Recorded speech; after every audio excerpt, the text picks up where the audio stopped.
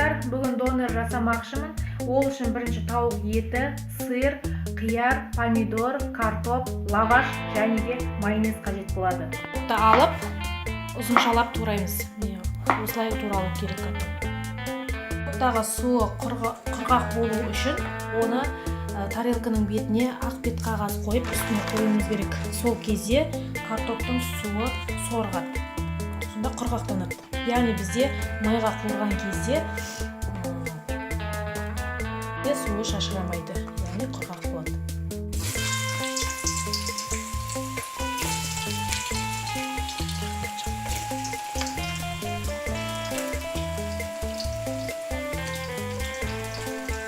Алған тауық етін қазанға саламыз. Салып қуырамыз.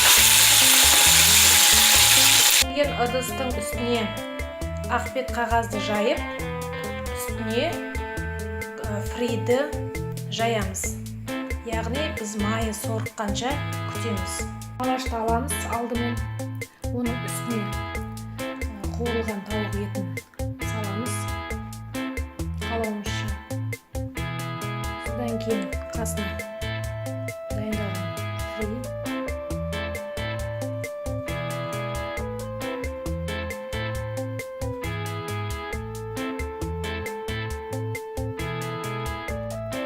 Одан кейін керекті заттарымызды салып, үстіне майонезді жағамыз. Қалауымызды салуға болды.